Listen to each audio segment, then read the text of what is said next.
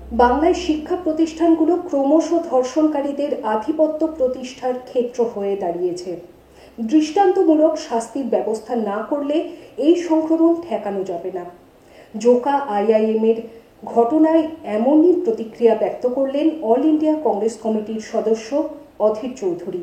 জেলা কংগ্রেস কার্যালয়ে সাংবাদিকদের মুখোমুখি হয়ে শনিবার কি বললেন অধীর চৌধুরী আমরা দেখব। বাংলায় শিক্ষা প্রতিষ্ঠানগুলো ক্রমশ ধর্ষণকারীদের আধিপত্য প্রতিষ্ঠার ক্ষেত্র হয়ে দাঁড়িয়েছে। একবারে দৃষ্টান্তমূলক শাস্তি যদি ব্যবস্থা করা না যায় তাহলে এই সংক্রমণকে ঠেকানো মুশকিল। রাজ্যের প্রত্যেকটা শিক্ষা প্রতিষ্ঠান,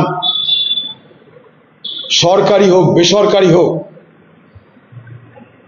সর্বত্র পশ্চিমবঙ্গের প্রশাসনের তীক্ষ্ণ নজরে আনার ব্যবস্থা করতে হবে।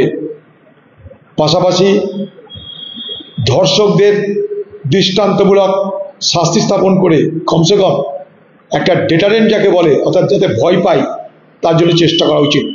এখানে অপরাজিতা না কি একটা বিল হলো, তার পরিণাম কি জানা নাই, তাতে কতজনের কত কি শাস্তি হলো কোনো খবর নাই। বাংলা তার নিজের মতো করেই চলছে। রোজ ধর্ষণ, রোজ খুন, রোজ বোমাবাজি, লুট। বাংলার আজকে পরিচয়ের এগুলো হচ্ছে ভিন্ন ভিন্ন দিক।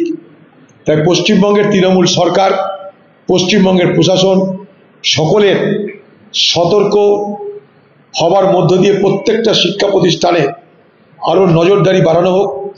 সেখানে কেন এগুলো হচ্ছে তার তদন্ত করে আমাদের কলেজে যে সমস্ত পরিবারের মেয়েরা পড়াশোনা করতে যাচ্ছে তাদের উপর যেন কোনো হিংস্র আক্রমণ না হয়, তারা যেন ধর্ষণের শিকার না হয়, তার জন্য আমাদের ফুলপ্রুফ মেজার নিতে হবে, অর্থাৎ ত্রুটিহীন ব্যবস্থা নিতে হবে। কখনো হালকা সাজে তাড়াতাড়ি, কখনো সেজে গুজে বিয়ে বাড়ি, কখনো বা ওয়েস্টার্ন আউটফিট, কখনো বা পাট ভাঙা শাড়ি।